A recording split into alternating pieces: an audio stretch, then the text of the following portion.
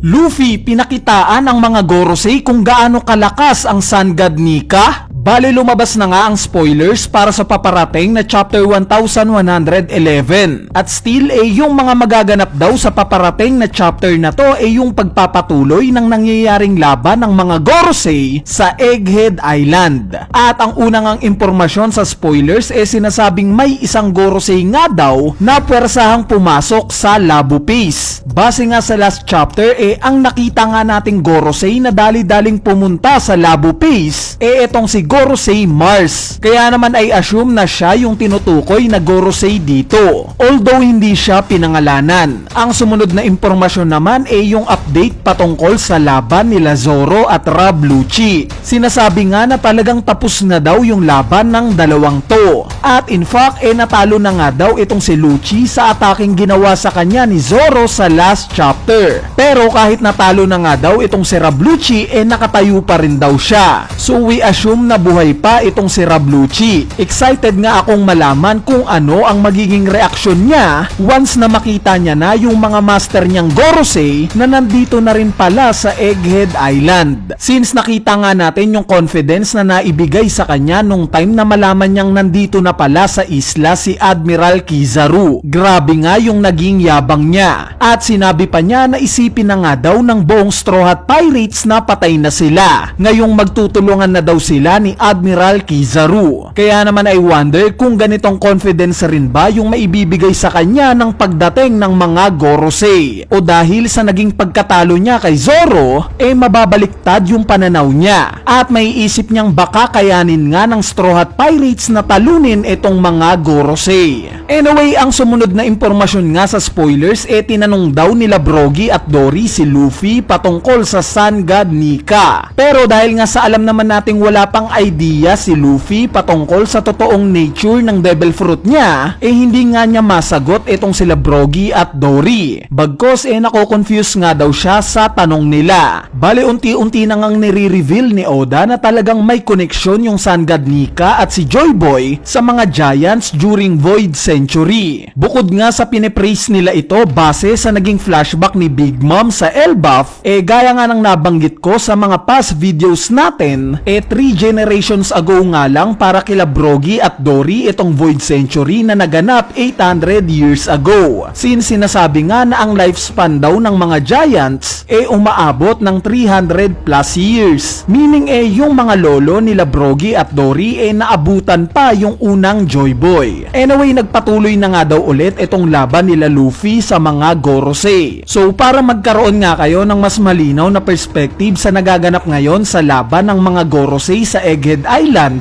ipapakita ko nga sa inyo yung diagram ng lokasyon ng bawat isa sa kanila. Bali-base nga to sa last chapter. Nakita nga natin in last chapter na ang unang gumalaw para pulbusin itong mga pacifistas itong si Gorosei Naso Juro. Meaning nasa kabilang lokasyon na siya ng Egghead Island. Nakita rin naman natin siya sa pag-angat ni Gorosei Mars sa Labu Pace. Simula nga dito sa lokasyon ng paglabas nila mabilis nga siyang napunta sa east side. At speaking of Gorosei Mars nasa itaas na nga siya ngayon ng Labu Pace. At mukhang siya nga ang inatasan na atakihin itong lugar na to. Sa part naman ng tatlo pang natitirang Gorosei sila nga ang humaharap ngayon kila Luffy at sa dalawang Giants na sila Brogy at Dory. Yes, hindi nga natin nakita si Gorosei Mars na umatake sa last chapter. Pero ipinakita nga na nandito pa rin siya kadikit ni Saturn. Yung grupo naman nila Nami nasa likuran netong Labu Pace. At itong sila Zoro at Jinbei naman nasa harap netong Labu Pace. So ganito nga yung structure ngayon sa Egghead Island. Mabalik nga sa spoilers sinasabi nga na itong si Gorosei Mercury daw nagpakawala ng isang atake. Nag-create nga daw siya ng isang giant wave ng haki. Kung saan na-confuse nga daw si Luffy sa aura na to na dahilan ng pagtawa niya. So kung babalikan nga natin yung impormasyon during sa Road to Laugh Tale Volume 4, nabanggit nga ni Oda na the more Luffy laughs, the stronger he gets. Meaning kapag nakita na nating tumawa itong si Luffy,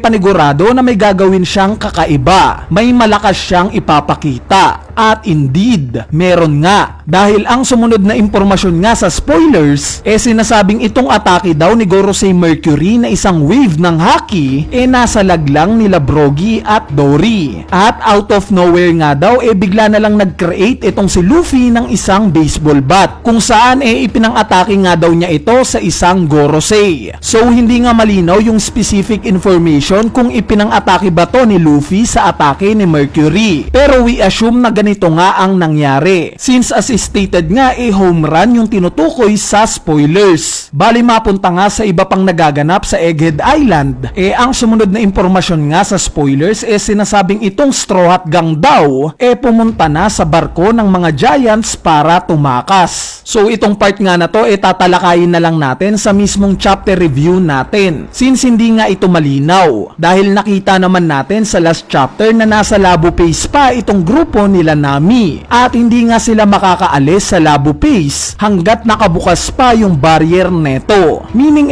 kung makaalis man sila dito, mabubuksan neto yung barrier na magre-resulta sa pagpasok netong si Gorosei Mars. Since nandito na nga siya ngayon at inaatake itong barrier. Sa part naman ni Admiral Kizaru, ipinakita nga daw na kinakausap siya ng iba pang mga Marines. Kung saan kino-comfort nga daw siya at sinasabing magpahinga muna. Bali itong impormasyon nga na to medyo nakakahiya sa part ni Kizaru. Dahil ine-expect nga natin na isa siya sa magpapasikat sa arc na to. Dahil given na isa nga siyang admiral. At although may mangilan-ngilan nga siyang highlights, natatabunan na nga ito ngayon ng pagkapahiya. Pero on the brighter side naman, hindi rin natin siya masisisi. Since itong hinaharap nga niyang Luffy, yung endgame Luffy na. Ito na nga yung pinakamalakas na Luffy na version na makikita natin. Bali ang huling impormasyon nga sa spoilers, sinasabing sa huling panel nga daw nitong paparating na chapter, gumising na nga daw ng tuluyan itong giant robot. Kung saan ang una nga daw niyang sinabi, I'm sorry Joy Boy. So huli nga nating nakita itong giant robot during chapter 1092 pa. Kung saan biglang ang umilaw yung mata niya nung time na mag-transform itong si Luffy into Gear 5. At base nga sa spoilers, fully on na nga daw itong giant robot na to. Meaning at some point makikita na natin siyang lumaban sa tabi ni Luffy. Overall nga isang solid na chapter itong paparating. Solid dahil makikita pa rin natin itong mga Gorosei. Since lahat nga tayo curious sa kung ano ang kaya nilang maipakita. Meron nga ring update sa iba't ibang karakter na nasa Egghead Island ngayon. Kaya naman panigurado na mag-i-enjoy tayo sa paparating na chapter na to. Ang bad news nga lang magkakaroon daw ng break. At hindi nga lang to basta-basta 1 week break. Dahil magkakaroon nga daw ng 3 week breaks itong si Oda. Bali wala pang ang binibigay na rason kung bakit ganito katagal yung break para sa One Piece. Pero I assume na related ito sa pagpanaw ng isa sa tinitingala ng lahat ng mangaka sa Japan na si Akira Toriyama. Kumbaga pagbibigay lang ito ng respeto. Anyway, ayan na nga yung spoiler review natin para sa paparating na chapter 1111. So hanggang sa muli, paalam!